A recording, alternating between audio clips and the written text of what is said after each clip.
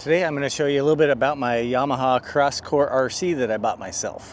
Whether I like it, whether I'd buy it again if I had the choice. That's just what I think about it, and we'll talk about some performance stuff and I'll take you for a ride. We got a nice, it's a basic Suntour suspension front fork with lockout.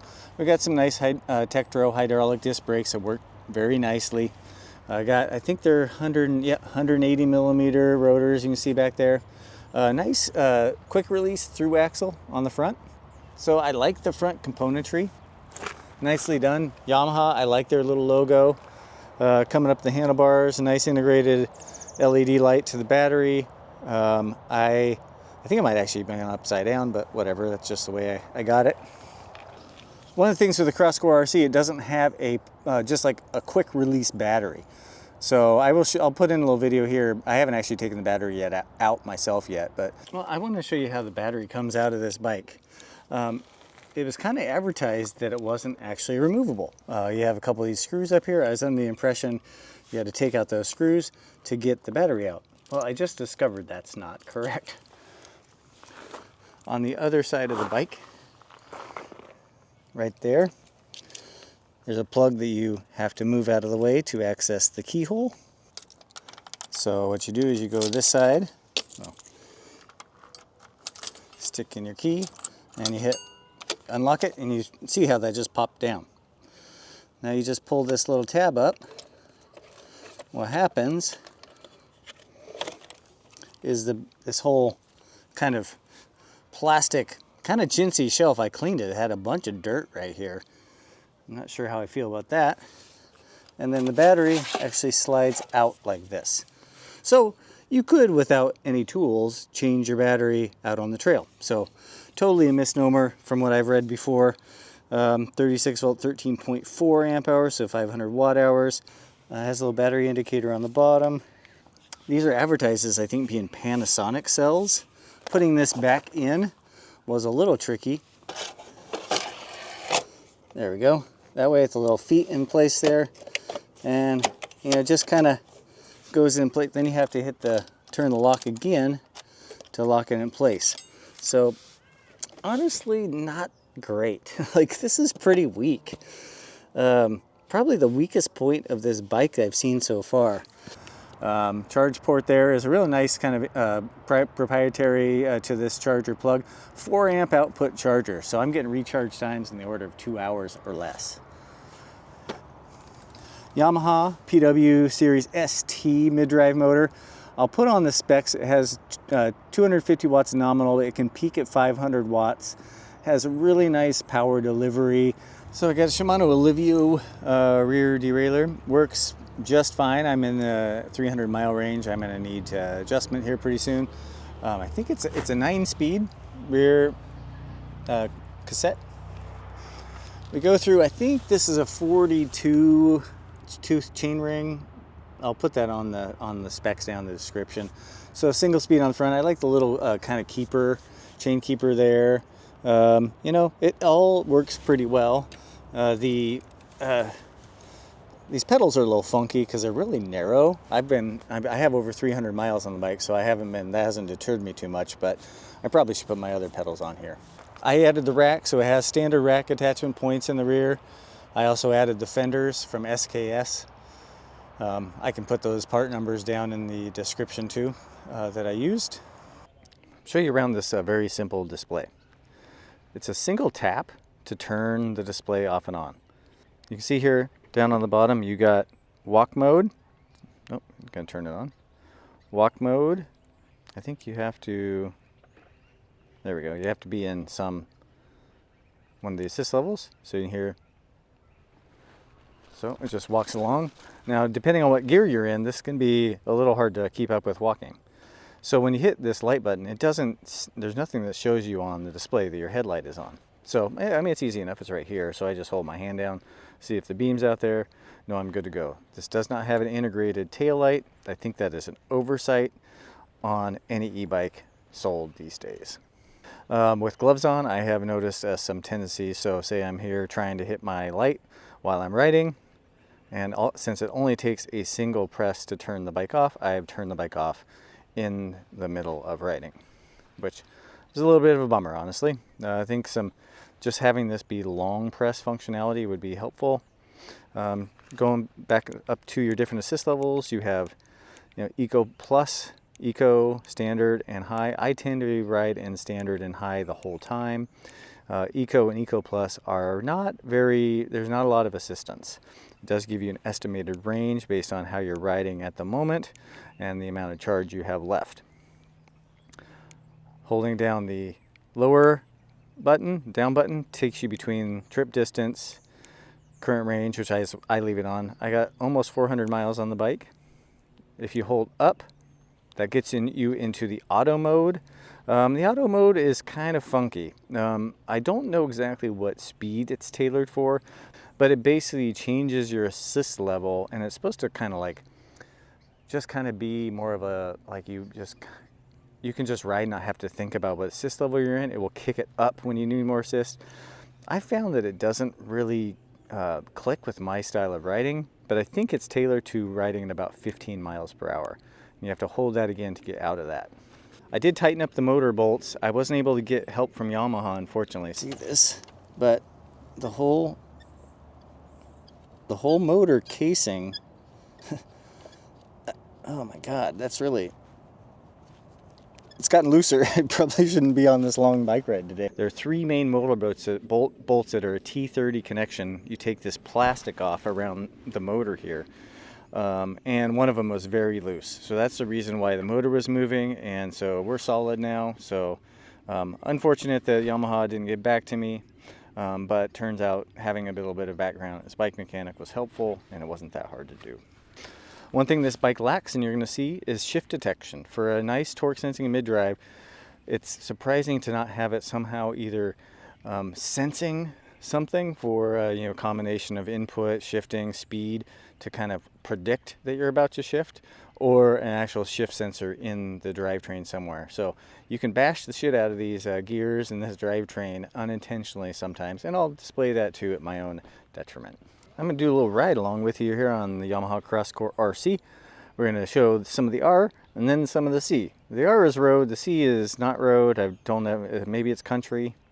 Anyway, I'm going to show you how this does on a little bit of paved, some gravel, some pavement, and just how it works in general. I'm just going to go through these levels. Hopefully you can hear that little bit of noise. The motor has a little bit of a growl to it. I don't mind the sound at all. That's an Eco Plus. It's providing assistance to about 7-8 miles per hour if I'm just not moving without too much input. So I'm riding this a little bit more like a cadence sensor. I'm not really pressing on the pedals. I'm just kind of moving my legs. Eco gets us about 9-10. Standard gets us up to about 12 without too much, and then I can push and utilize the torque sensor there and bump up really quickly and easily. The thing to really remember on a mid-drive torque sensor is your gears are your friend. So you're going to find yourself shifting quite a lot with this style of sensor and a mid-drive. Hopefully you can hear, I'm going to kind of just do this so you can hear the noise of the motor. I'm in a kind of a high gear. I don't know if you could really hear it. Sometimes the motor at different speeds and frequencies is more noticeable. I find once I get up to about 15 miles per hour, I don't really hear the motor anymore. It's really canceled out by the wind noise.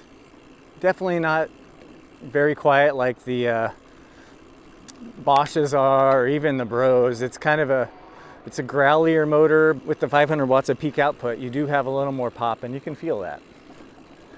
So this is a good handling bike. Oddly, it's got this weird balance artifact. I mean, I have panniers on the back of this now, but on both sides. But even without the rear rack, before I did anything, this bike has a, for some reason, off to the right balance to it. I don't know if it's something about the way the motor and drivetrain are set up. It's kind of a bummer. I kind of like riding no hands, which is, dumb reason to not like a bike, but just to be aware of. So exploring like on this kind of stuff, I'm gonna kick it up. Why not? We got a little. So I do ride a lot in the highest mode. It allows me to dictate the speed very easily with my pedal effort. So here I'm going 13, 14 with a couple, 2-3 cranks it's quite easy to get up to, 18 miles per hour. The front suspension does come in pretty dang handy. Just going to show a little gravel riding. These nice wide tires, you get some good traction for just doing some like fire road riding. I also have a suspension seat post, which is honestly borderline not really necessary with this bike. The motor has a very nice assist, especially when you're let me demonstrate a little bit what I'm kind of trying to allude to right now. So when you have a time when you're trying to ride slow, say I'm trying to ride slow, but I also want some help. So that's where this bike is really great, because I'm getting a little bit of help here, and a very easy to control. Like it becomes very, very natural very quickly. So I could see this. I almost think that this motor would be a better mountain biking motor than it is a commuter bike motor. I think if they tune this a little bit so you actually got better speeds with less input, then it could really be a true class 3 e-bike in a lot of ways, versus a class 2 or like really a class 1 e-bike with more speed capabilities, or basically a speed unlocked is really how this bike in practicality rides and feels. So you can probably tell there's not a lot of squeaks and rattles on the bike itself. Most of the squeaks you're hearing are really from my Brooks saddle and the suspension seat post thud buster. Kind of is a loud squeaky kind of situation, but the bike itself, is solid. I think they did a lot right. It's really sad for me to see Yamaha stop selling e-bikes. I have gotten to the point in the battery, about quarter of battery down, that I noticed a little decrease in overall power. That's the only downside of some of these 36 volt torque sensing systems, that when your voltage drops below a certain point, you just start to feel that performance drop. All right, let's show you what this thing will do. I can get about 25 miles per hour full charge on flat. I got a flat, charged a little bit down. Gonna get after it pretty good here. Got plenty of gearing available to me. Damn.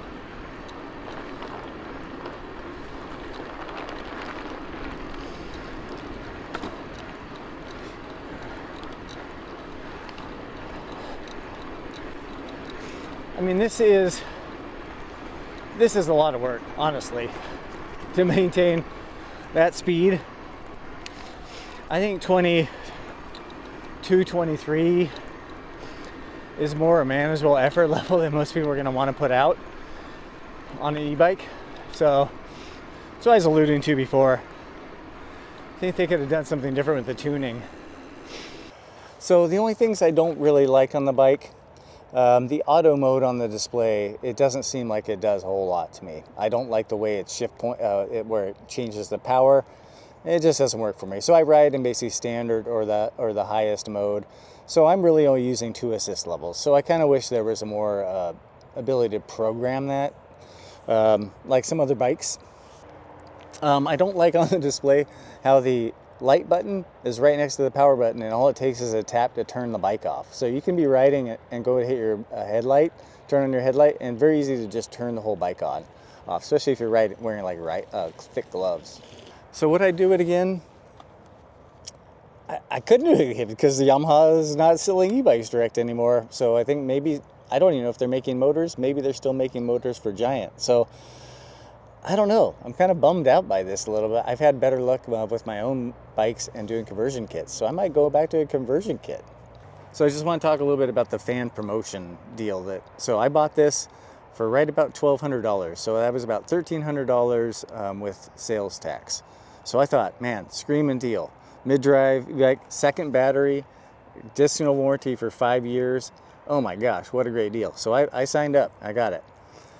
The day the promotion ended, Yamaha announced that they are no longer selling e-bikes direct. And so this was really like a clearing house. I then found out that they were not really intending to honor the second battery that they had in the promotion.